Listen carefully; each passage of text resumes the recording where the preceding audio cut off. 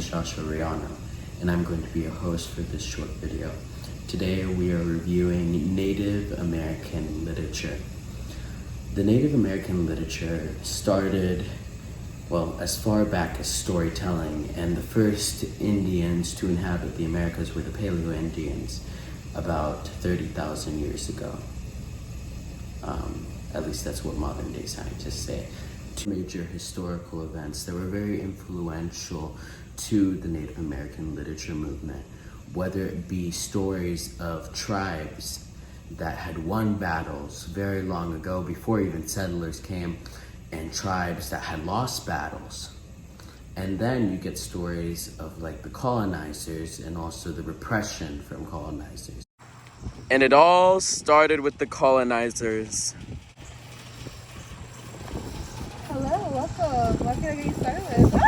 Mr. Riano, what is the best example of a historical event that influenced Native American literature? So the best event that I can think of is in 1492, Christopher Columbus came to the Americas, specifically around the parts near Cuba. When he came, he also brought religion with him, which he imposed on the Native Americans.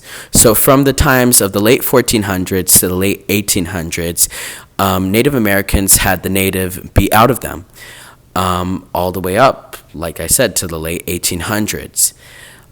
With that also came a decline in Native American literature until eventually around the 1700s and the 1800s, a few authors decided to rewrite some Native American folk tales and put them in English and preserve the language. Like early as like 1492 of Christopher Columbus.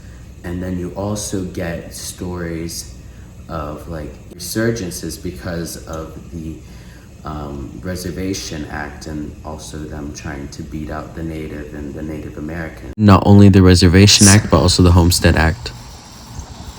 Hi, welcome to our land. We're taking over. What? There was something in the 1960s and 70s called the Native American Renaissance.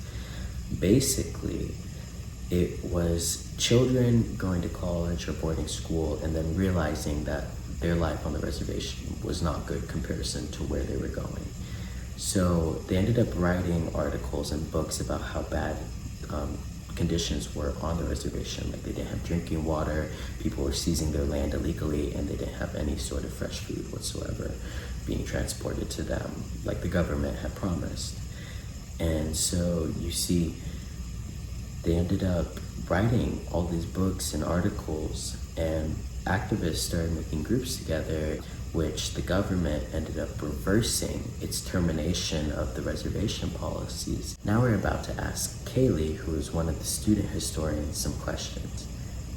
So Miss Kaylee, what were the traits of the Native American literature movement? The main traits were passed down from generation to generation orally through storytelling, dancing, or rituals. Miss Kaylee, what were the most popular forms of Native American literature in the 16 and 1700s?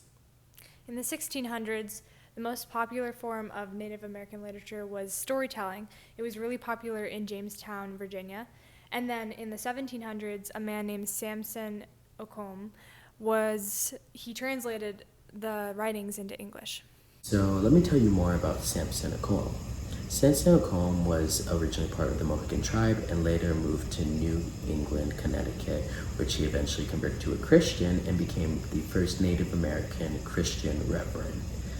He later on wrote a narrative about his life in the Mohegan tribe and also the wrongdoings of some colonists.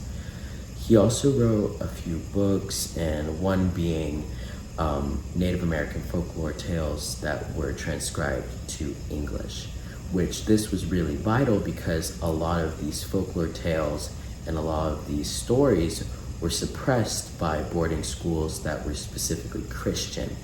Like I said beforehand, they were trying to beat the native out of the Native Americans. So with Samson Occom doing this, it spiked a small revival in the Native American culture. Now we're going to ask Cass, who's another student historian, as well as some questions. Miss Cass, what is the main focus of the Native American literature movement?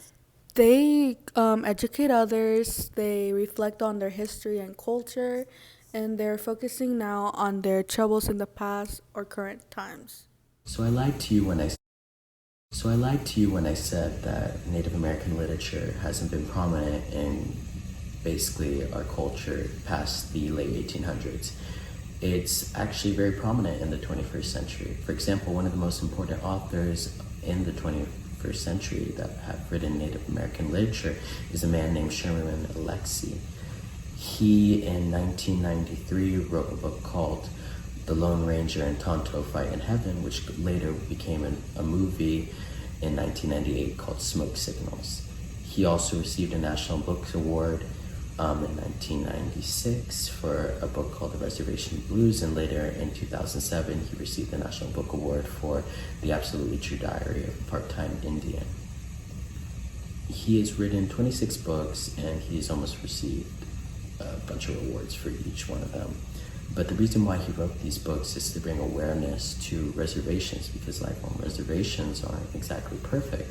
They don't always get the necessities that they need, like regular supplies like fresh water and good food and fresh produce. And he also wrote about his childhood partially in these books, because a lot of people when he was growing up there had drug addictions, alcohol addictions, and etc. And he wanted to bring awareness to all of this just to give people an insight of what life is truly like on a reservation, because not everyone knows what it's like. Thank you so much for bearing with me through this educational video. I want to thank Kaylee and Cass for bearing with me and contributing to this project. I was your host, Joshua Riano, and that's it. Goodbye.